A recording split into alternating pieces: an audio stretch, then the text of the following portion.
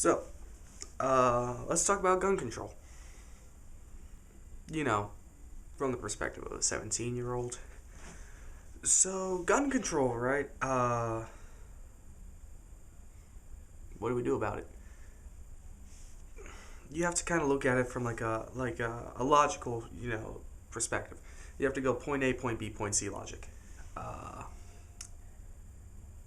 Guns, are they inherently bad? No, I don't think. I've never seen a gun shoot someone on its own. But at the same time, should you give someone the temptation to shoot someone because you have a gun? No, I don't know. Um, there's two kind of situations to look at. In Australia, they had one of the largest massacres in history, and the government came out and banned guns. They were like, big mass killing happened. Maybe we should do away with them.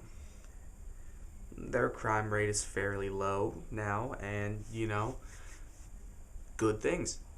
Um, Vice versa, Switzerland, I think it's Switzerland, has a policy in which each household has an assault rifle with 200 some rounds of ammunition. Their crime rate is also very low, and it's kind of like opposite spectrums. In one situation, you have a low crime rate with no guns, and in one, you have a low crime rate with guns. Crime rate. La la. But at the end of the day, you have to be like, what will work best for the United States? Yes, United States. Um, Both would, in theory, work, right?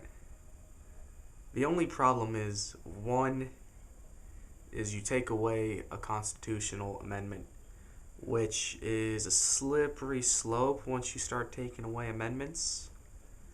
And I know you'll be like, oh, but what about prohibition? That's a topic for another video. That null and void here. That's something that absolutely had to be done and really didn't affect anyone's rights because it was an ineffective amendment. Again, another video.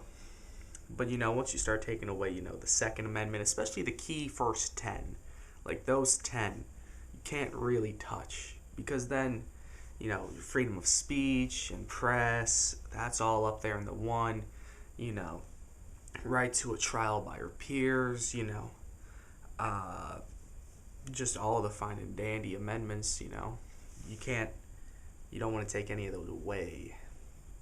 So you can't take away the second to get guns away. So if, pretty much you can't do the Australian way.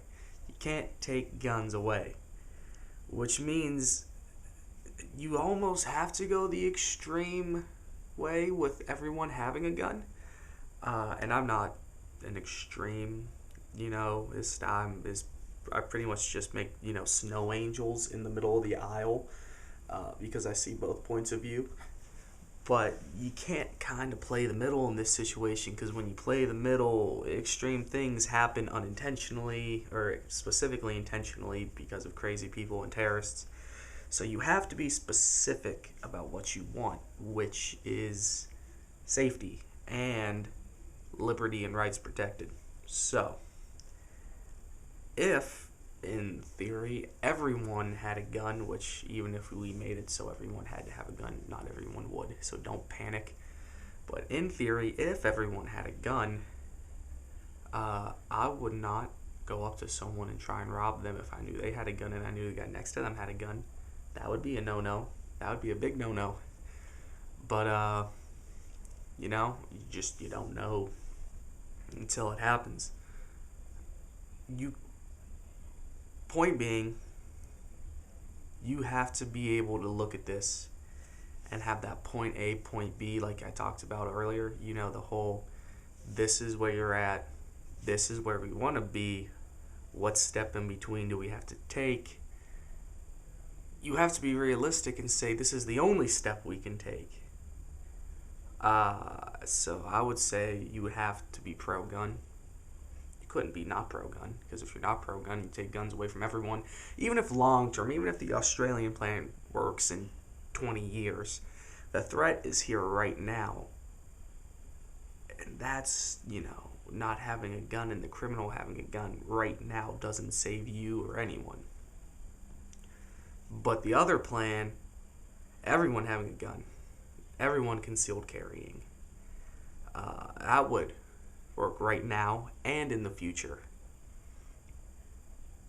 So, yeah, that's what I think.